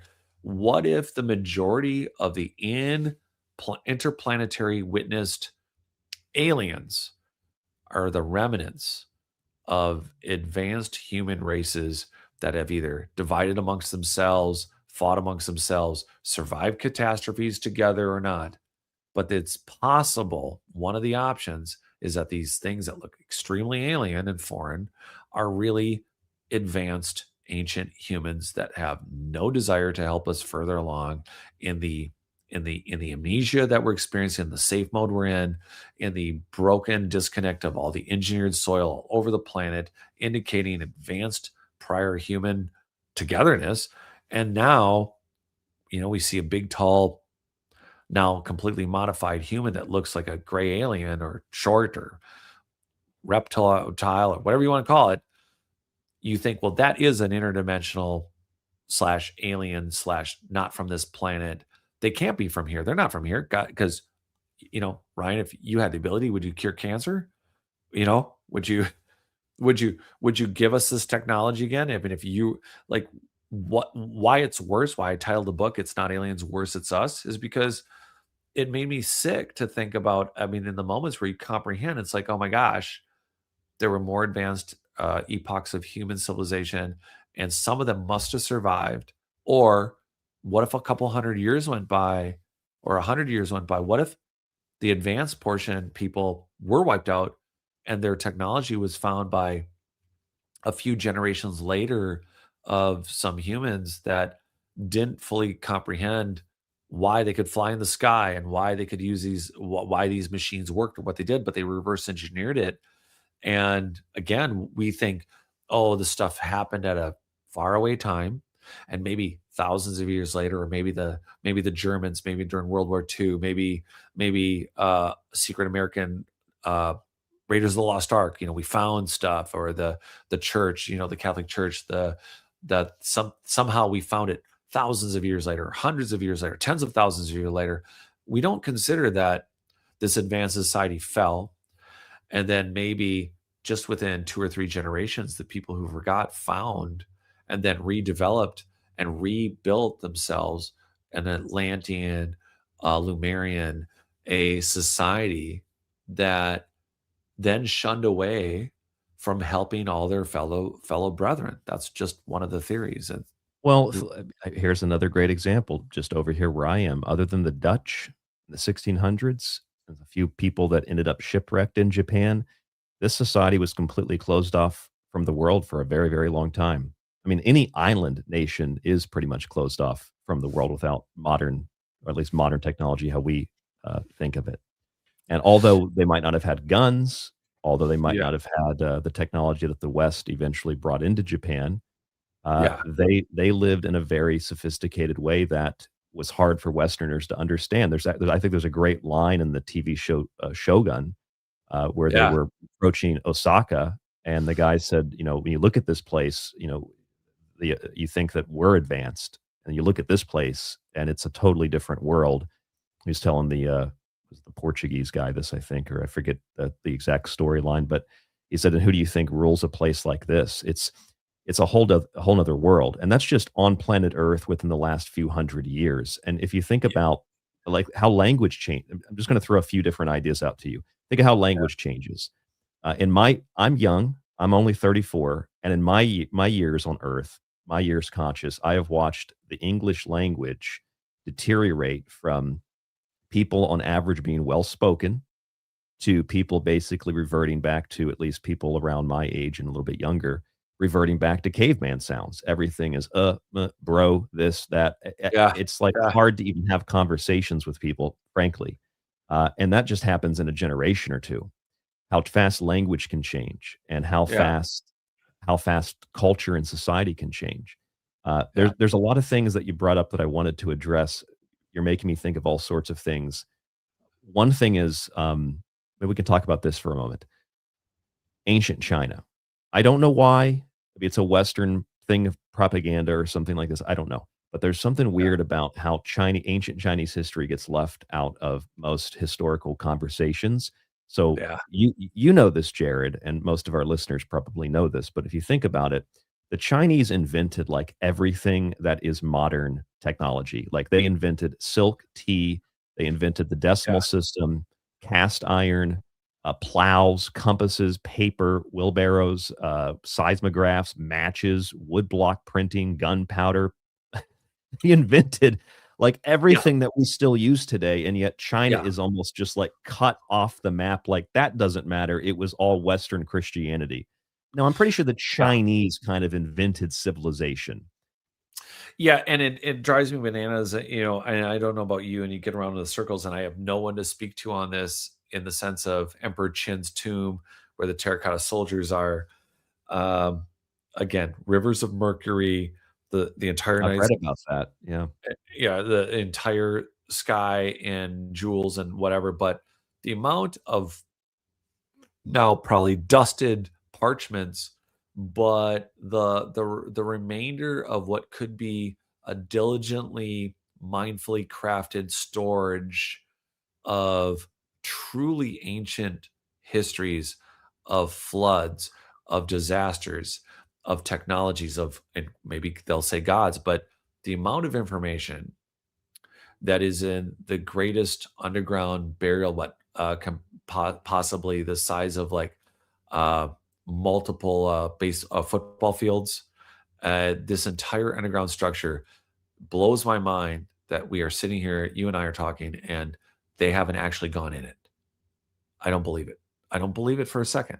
And by the way, I'm not trying to get conspiratorial. It's just, you got to be kidding me. The greatest amount of possible diligently stored math, science, and or history of the humanity is either being secretly documented and looked at, whatever it is, physical things, jewels, potteries, the technology and the lacquers, it's not just a written knowledge, just for everyone listening. I'm referring to the jewelry and the metallurgies. There are things coated that are thinner than what's in our cell phones. There is metallurgy that was used in the Middle East and in the Greek periods, and that are thinner than any of the nano layers of metallurgy that's in our phones. What could China have in its possession outside of the tomb, and also within its physical boundaries of, It's an besides interesting thought experiment. I've never thought about that before. It drives me China's bananas. very closed off. China's very closed off from the rest of the world, as we know. I don't like the current Chinese system. The ancient Chinese history is pretty fascinating, but if you consider just some of the things that have essentially leaked out of China, and then you consider the mythological record, the history that is quite literally buried in China, and the history that probably has been, just like any other government, whether they're German or Russian or American, we go and we find, like Indiana Jones. I have a hard time believing that governments haven't gone and dug those things up and investigated them. It's an interesting thought that you're bringing that up. Well, that's that. Jackie B13 had a question about the Great Wall, but to your point, the Vatican's been doing this before everybody. And Well, before that's what the Roman military was used for. They would just acquire and build upon the wealth, not just gold and silver and jewels, but they would build upon the knowledge as well. Yeah, and then you have and then they're remodifying. Again, it's a good example. The example in the question that Jackie even had was just, did the Romans add or build on the Great Wall of China? And the thing is, the purpose of walls, the purpose of these buildings, the Great Solomon Temple. I'm going to go all the way from China back to, they're digging in the street, and you can see the megalithic stones and structures that are. One of them was studied by the Eau Claire, Wisconsin University out of Wisconsin, or from the Temple of Solomon. They're like, oh, hey, it goes down 45, 60 feet. Well, it was supposed to be, the Temple of Solomon. In reality, there are megalithic, like the trilithons at Baalbek that the Temple of Jupiter is on, Little Roman. But here we are 45, 60 feet down, and there are 1,100 ton megalithic blocks that look the same thing that you see at Baalbek and look like the same thing you see at Ollanta Tambo or Sacsayhuaman. And you see a foundation to a much more advanced, much older society, 45, 60 feet down, but yet it's been built on.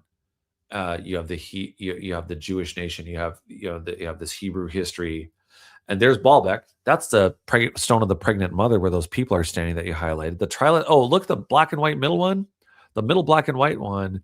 There's a person standing up there but the black and white above the first row in the center, there is a human being there. Do you see him? Wow, for size, yeah, the bottom left there of the screen. Yep. That is. Those three stones are called the trilithons. The one on the left is in the quarry. Okay, so for everyone watching, you're gonna want to know this. So the trilith, the big ass one, you're like, oh, it's big. But then there's those squares above it. Those squares have a lifted rectangular print on them. And if you look at them close, they just have like a raised pattern. But then when you go to the Solomon's Temple, when you go to the megalithic base of the Solomon's Temple, you'll see that the raised blocks that are on the left, which seem to be restacked on the megalithic blocks, and the stone below it that's at an angle that you were about to highlight, that's called the stone of the pregnant mother. I've seen 144 people standing on that thing. That thing is in the quarry that was going to Baalbek. That's 3 kilometers away from the temple. So they're Are they cutting carving this? They're carving this out, right, and moving it like from a quarry because Dude, that's that's totally what I was about to say. I don't think it looks like there's scoop marks, right?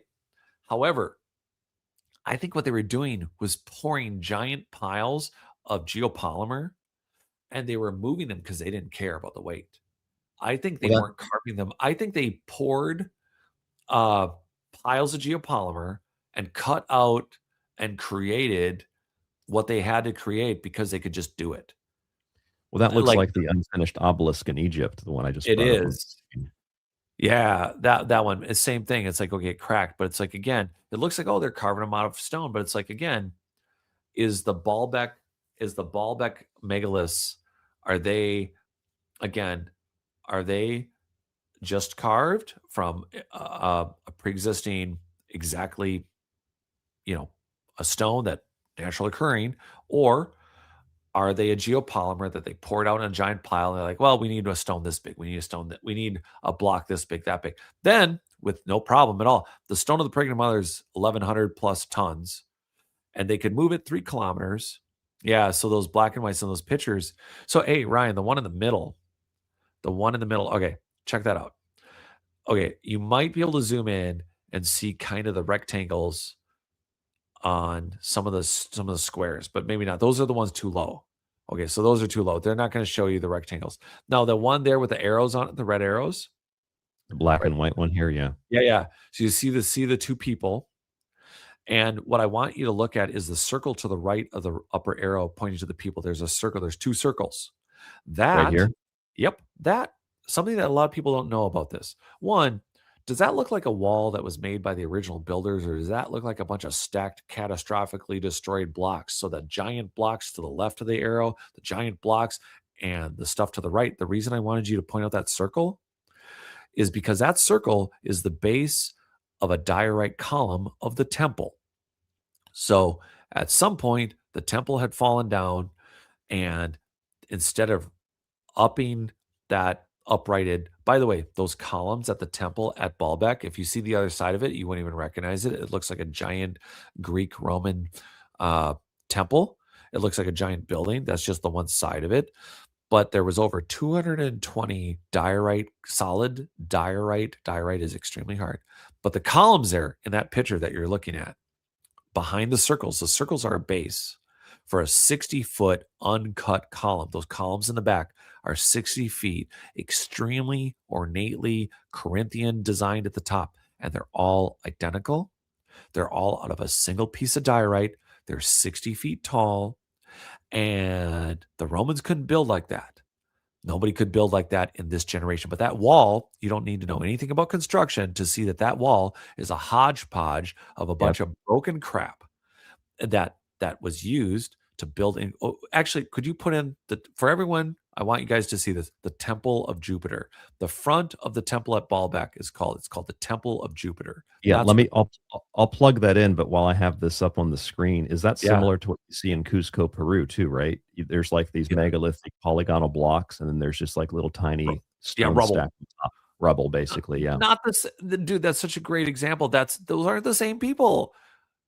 Like the people who are stacking the blocks here are also the people stacking. They're the same technological level that they're building that way. Well, I don't think it's kind of like the Aztecs coming along and occupying sites that were much older. Most of these cultures, some of them might have claimed these sites and said that they built them, but I think a lot of them, including the Aztecs, I think it's the same thing you find down in Peru, that they say that they just built upon what was already there. They found this stuff.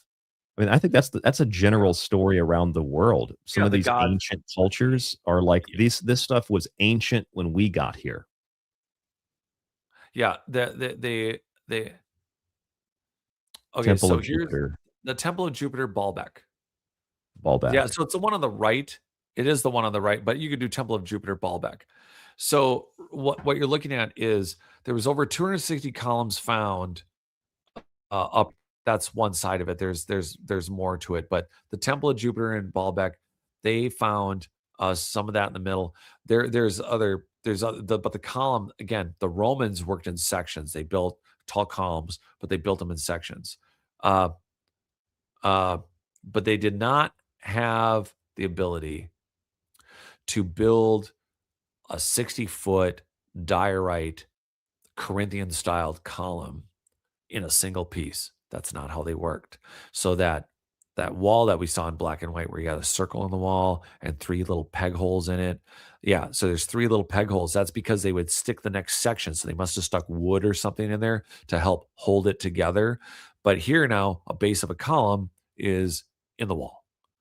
And that, again, not original design, but those megalithic blocks, again, it's all impressive about the size. The thing that I haven't touched on that I wrote on, there's a good picture on the left, lower left, that with the columns there up right there, that one. Yeah. This one. Temple of Jupiter, Baalbek, Lebanon. So that's another side. So here's the thing. The megalithic blocks, what I would like to draw everyone's attention to is that the foundation, not sexy, not fun for most, but I want you to get enrolled in this. The tech, we're not going to find mummies. We're not going to find gold, but under those giant megalithic blocks, someone had to put a foundation. The foundation itself, when you build a home, you have to pre-compact the ground, put certain things in. You can't just build on anything. So you're looking at a technology where they're either pre-compacting, you could say, well, they're just building on bedrock, or they were building with mixtures of sands that had a composition that would work with terra preta engineered soils that were piezoelectric, that were handled waves, frequencies, and energies, that perhaps that the foundation of the buildings that are megalithic, which include the Great Pyramid and Ollantaytambo and the things that we've been looking at and discussing this whole night, but something I've been an advocate of, the foundations that those megalithic blocks are sitting on are not just solid because they're bedrock. I think they're pre-compacted, specific mixtures of different sands, quartzes, things. I think that they like right now, a modern home, by the way, last 40 years in America, at least. I mean, I've been doing contracting, design, build for almost 30 years.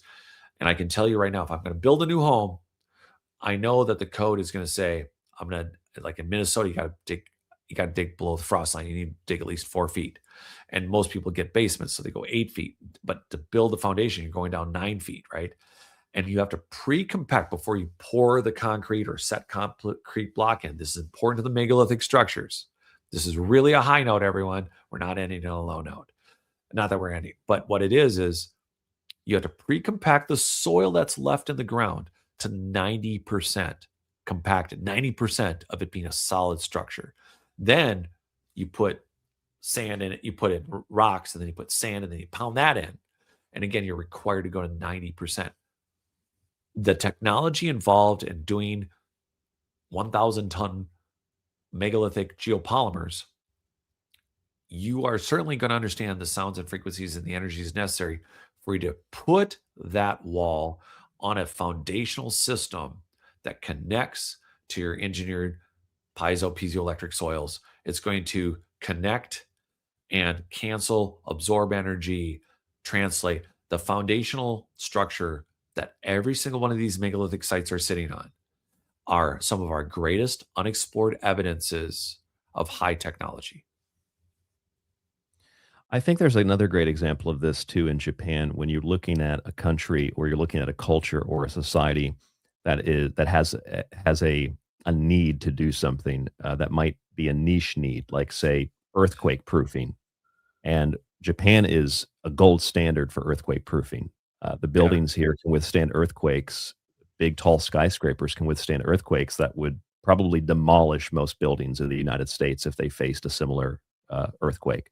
So when a society is up against the wall, and it is a necessity for them to find a way to adapt to something that is a natural disaster, you put a few decades of work into it, ingenuity, and you come up with what they have over here. And again, that's just all in the modern day. It's all in the relatively last handful of decades. And you look at what people can achieve. It's a very similar thing to, I mentioned this to you on the show last time we talked about 2 weeks ago, the G-cans in Tokyo. The G-can system in Tokyo, it's a water movement system. And if you look at it, it kind of looks like something you'd see in Egypt or something that you would see in Baalbek. Yeah. You can go and visit. I'm planning to go visit this. You can go and visit this. It's actually called the Temple. And I just think what would happen if, the very flimsy, if you will, metal and concrete society that we've built, what if all that deteriorates and falls apart? Yeah. And then archaeologists in the future come and they discover something like the G-cans. It's built with, similar technology. I'm sure it's a lot of concrete and stuff like that. But you would look at that and how you would have no idea what that is. You'd probably assume it was some religious center. Maybe it was a place where they buried bodies.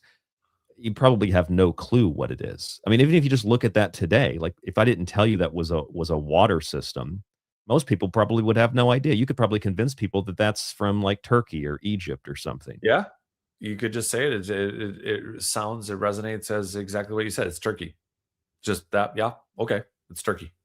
It kind of gives you that impression. I mean, this place is colossal. It's massive. It is, it looks like something from like Dune, Arrakis or something like that. It's very, very fascinating. But just the thought experiment, the idea of like how does a future generation, especially 1,000 years from now, go back and investigate that and figure out what it was or how it was built?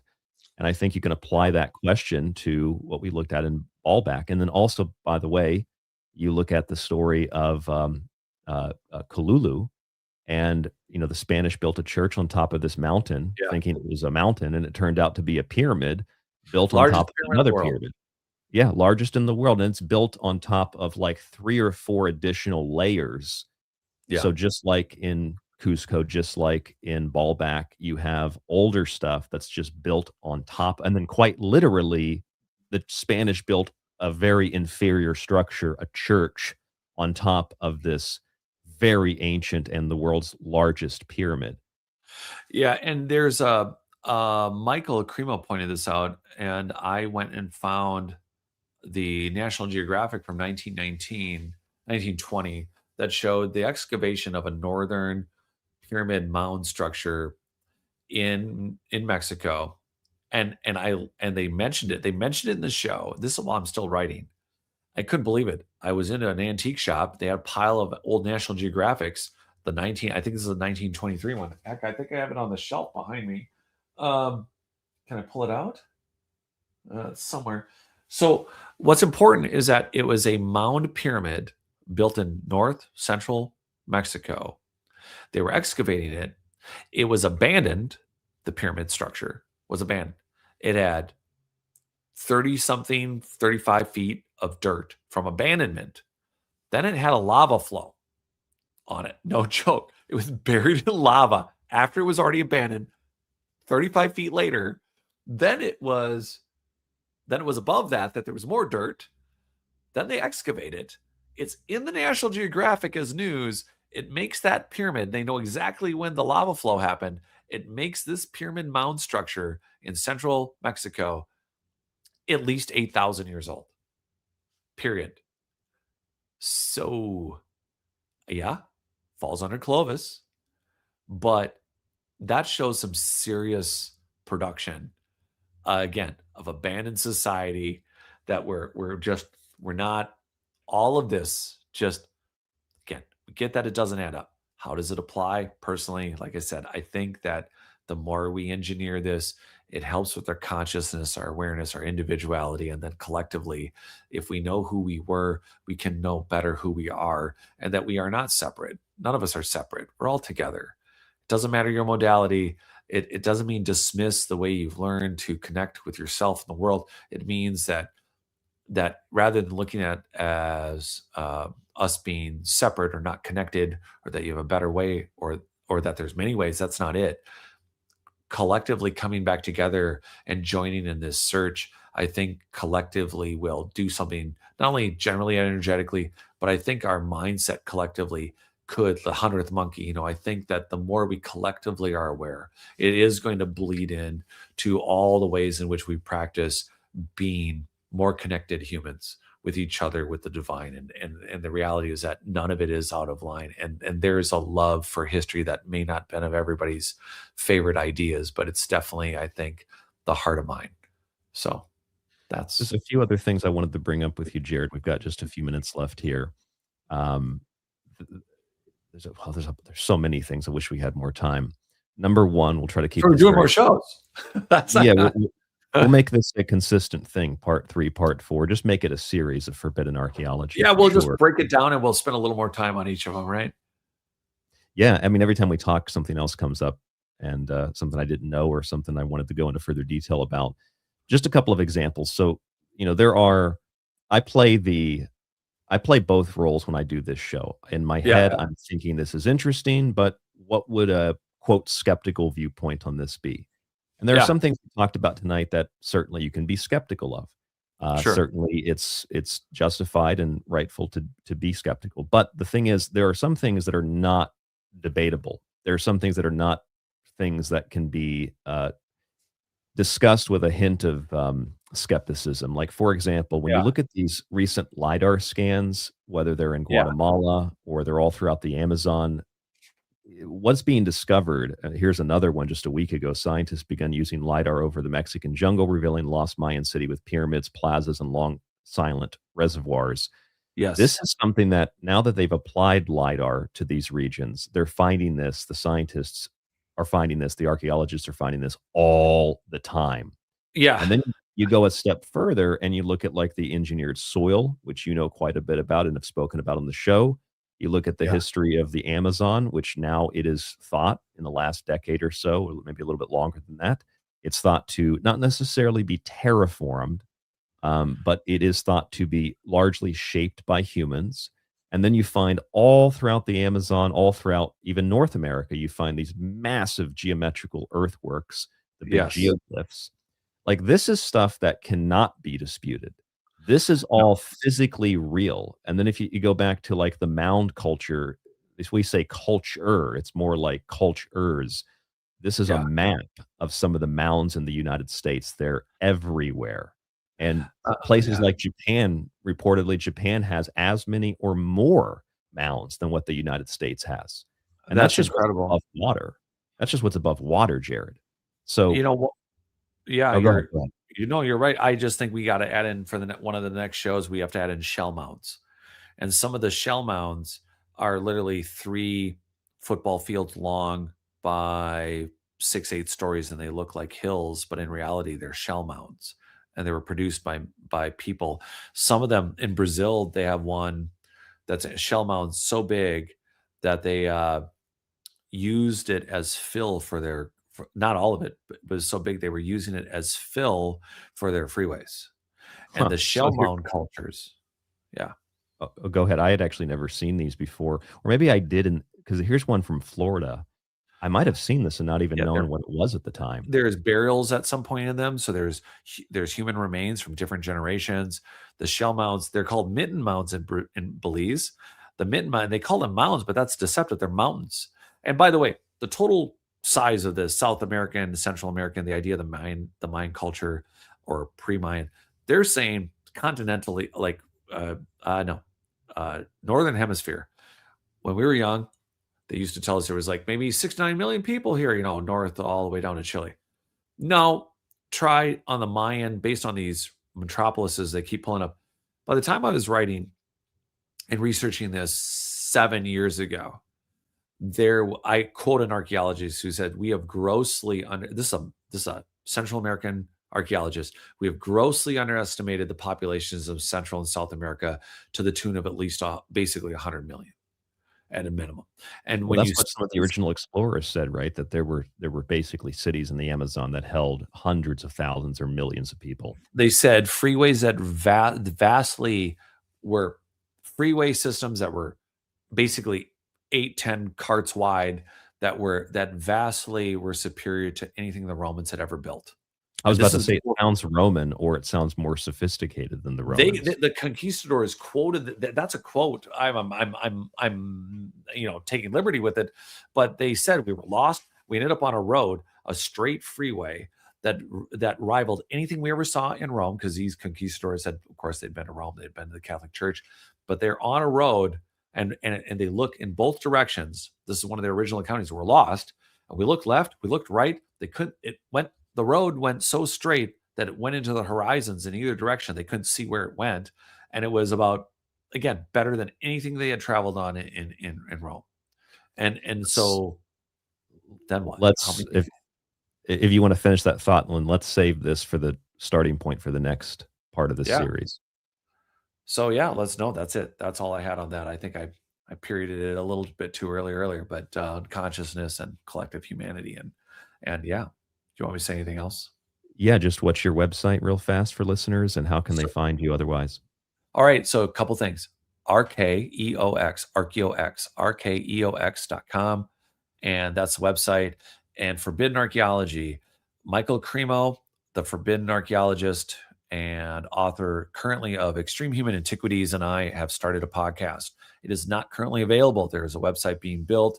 We have recorded the first episode. We're recording more. I believe Dr. Samir Asmanagich is going to be our first guest. I'm going to at least give you guys are the only people to know that. Everyone watching, listening on Ryan's show here. Ryan, I haven't told anyone that is like fresh knowledge.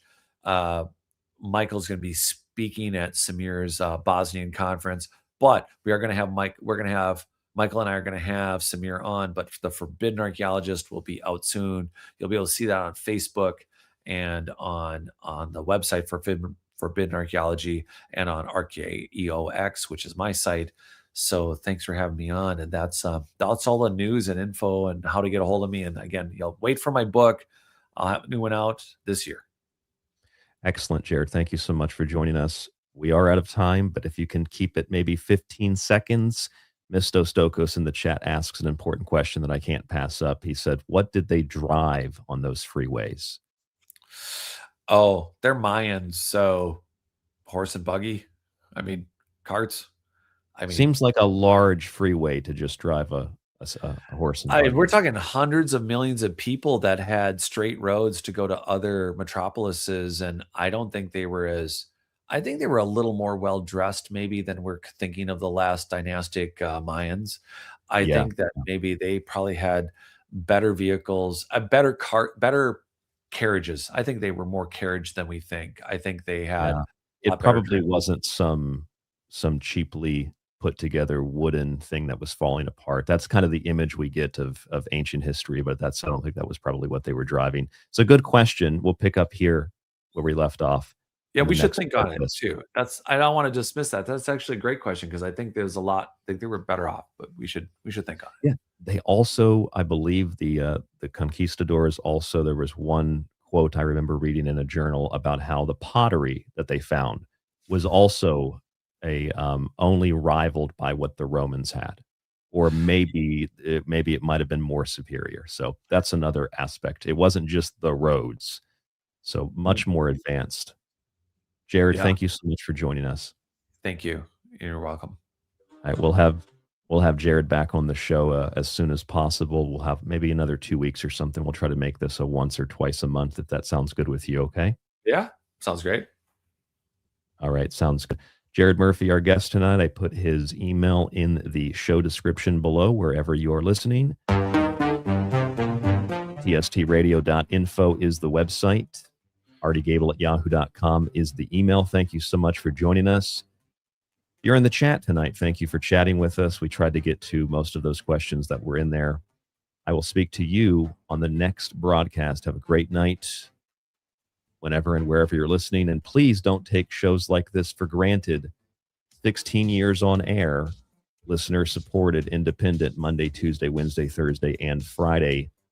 Grab a copy of one of my books, subscribe to the ad-free show archive, or you can donate through Cash App or PayPal if you'd like to support us directly. But I'd recommend subscribing or getting a book. You get something more direct for your currency. Thank you so much for tuning in. I will speak to you on the next broadcast.